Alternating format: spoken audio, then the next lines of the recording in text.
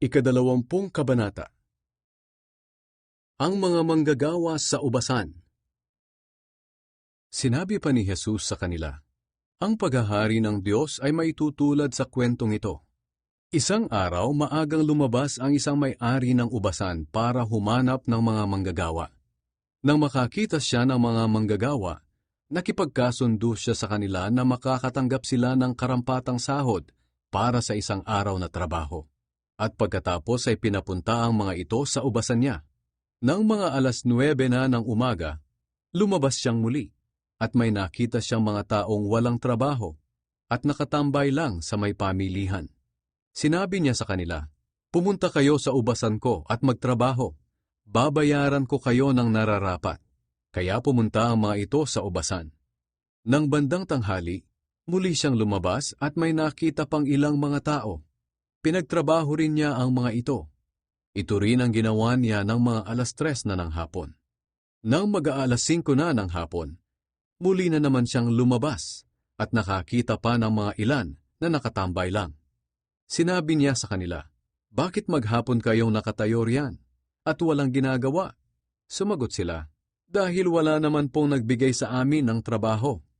Sinabi niya sa kanila, pumunta kayo sa ubasan ko at magtrabaho. Nang magtatakip silim na, sinabi ng may-ari sa kanyang katiwala, tawagin mo na ang mga manggagawa at bigyan ng sahod. Unahin mo ang mga huling nagtrabaho hanggang sa mga unang nagtrabaho. Dumating ang mga nagsimula ng 5:00 ng hapon at tumanggap sila ng sahod para sa isang araw na trabaho. Nang dumating na ang mga naunang nagtrabaho, inakala nilang tatanggap sila ng higit kaysa sa mga huling nagtrabaho. Pero tumanggap din sila ng ganoon ding halaga.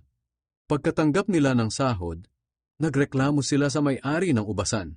Sinabi nila, ang mga huling dumating ay 1 oras lang nagtrabaho, samantalang kami ay nagtrabaho ng buong araw at nagtiis ng init, pero pareho lang ang sahod namin. Sinagot ng may-ari ang isa sa kanila, kaibigan, hindi kita dinadaya. Hindi ba't nagkasundo tayo na bibigyan kita ng sahod para sa isang araw na trabaho? Kaya tanggapin mo na ang sahod mo at umuwi ka na. Desisyon ko na bigyan ng parehong sahod ang mga huling nagtrabaho. Hindi ba't may karapatan akong gawin ang gusto ko sa pera ko? O naiinggit lang kayo dahil mabuti ako sa kanila? Pagkatapos, sinabi ni Jesus, ganyan din ang mangyayari sa huling araw. May mga hamak ngayon na magiging dakila, at may mga dakila ngayon na magiging hamak. Ang ikatlong pagpapahayag ni Jesus tungkol sa kanyang kamatayan.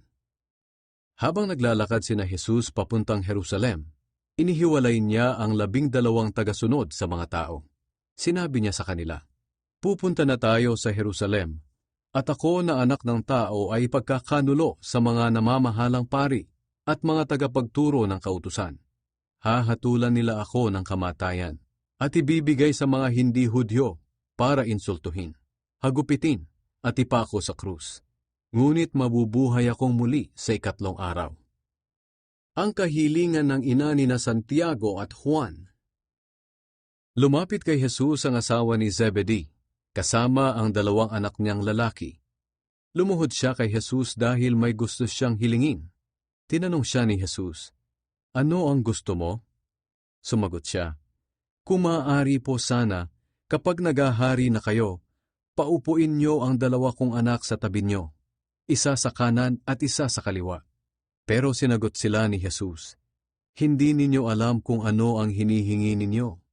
Kaya ba ninyong tiisin ang mga pagdurusang titiisin ko?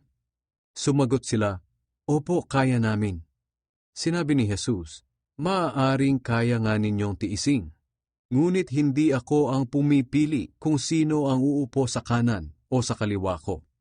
Ang mga lugar na iyon ay para lang sa mga pinaglaanan ng aking Ama. Nang malaman ng 10 tagasunod kung ano ang hiningi ng magkapatid, nagalit sila sa kanila. Kaya tinawag silang lahat ni Jesus at sinabi, alam ninyong ang mga pinuno ng mga bansa ay may kapangyarihan sa mga taong nasasakupan nila. At kahit anong gustuhin nila ay nasusunod. Ngunit hindi dapat ganyan ang umiral sa inyo. Sa halip ang sino man sa inyo na gustong maging dakila ay dapat maging lingkod ninyo. At ang sino man sa inyo na gustong maging pinuno ay dapat maging alipin ninyo. Maging ako na anak ng tao ay naparito sa mundo, hindi upang paglingkuran, kundi upang maglingkod at magbigay ng aking buhay para maligtas ang maraming tao. Pinagaling ni Jesus ang 2 bulag.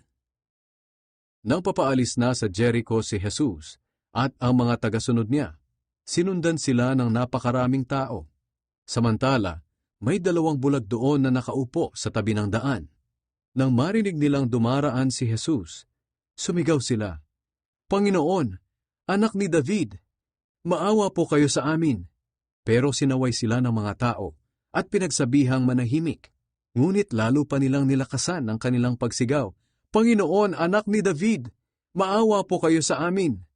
Tumigil si Jesus, tinawag sila at tinanong, "Ano ang gusto ninyong gawin ko sa inyo?" Sumagot sila, "Panginoon, gusto po naming makakita."